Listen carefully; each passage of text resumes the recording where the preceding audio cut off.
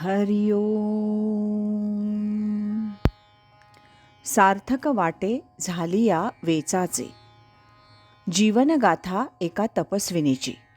या शीर्षकांतर्गत पूजनीय स्वामीभक्त डॉक्टर सुषमाताई वाटवे यांच्या संकलित आत्मवृत्ताचं वाचन आपण ऐकत आहोत. आज ऐकूया यातील प्रकरण 2, मंदिर होवो घराघराचे, याचा भाग पहिला.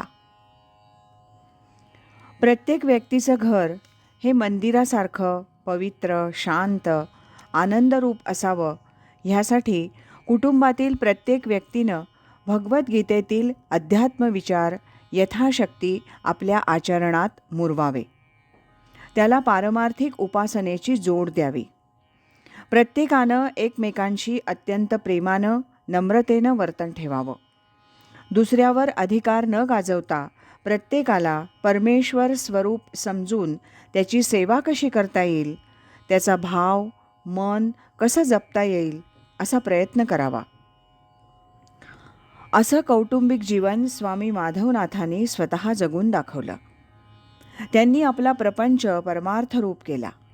आपणही त्यांचाच आदर्श समोर ठेवावा या उद्देशानं सुषमाताईंनी स्वतः आपले कुटुंबीय, नातलग, परिचित, रुग्ण यांना स्वामीजींच्या प्रवचनाला नेऊन पारमार्थिक विचारांची आणि साधनेची गोडी लावण्याचा आटोकाट प्रयत्न केला.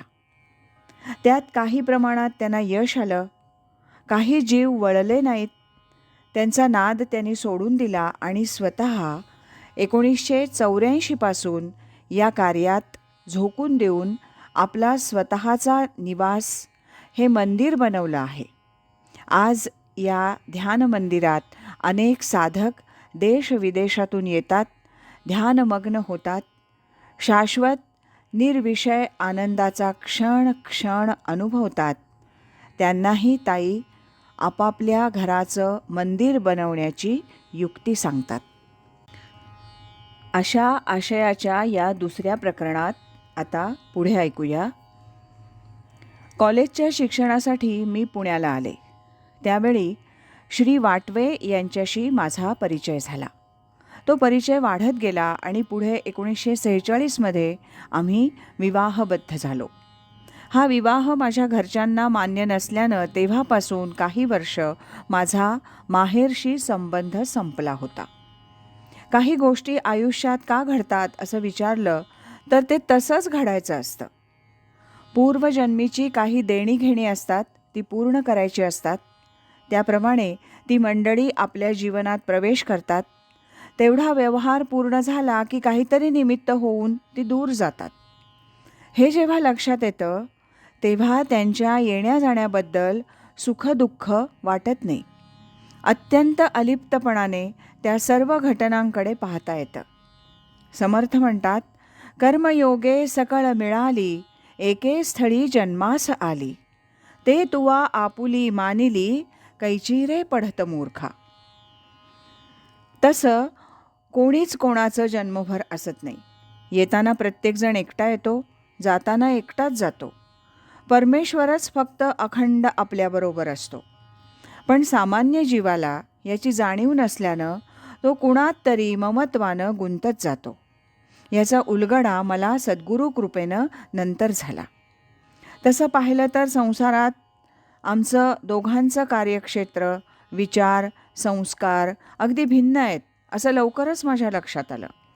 जीवनात पैसे मिळवणं, खाणं, पिणं, मजेत राहणं यातच समाधान मानणारा माझा स्वभाव नव्हता.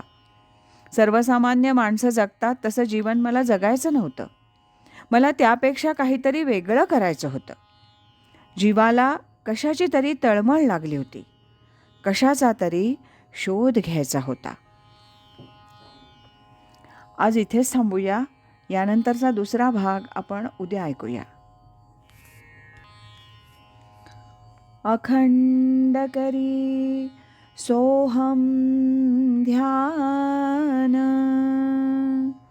कृतार्थ जीवन होय त्याचे. हरि ओम तत्सत.